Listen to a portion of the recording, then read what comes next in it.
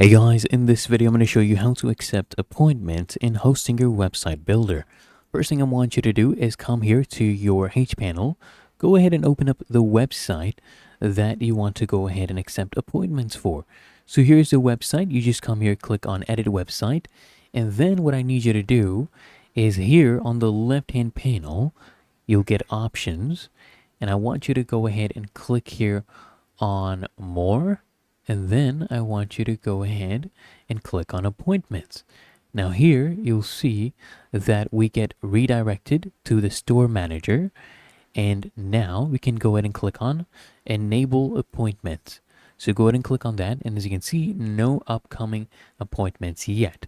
So if you want, you can go ahead and click on create appointment, but now it's already enabled and people can go ahead and set up appointments with you. So you can just go ahead and set up one if you want, manually if you need to. But it's really that easy. If you found this helpful, make sure you smash that like button and subscribe to the channel. It really helps me out as well.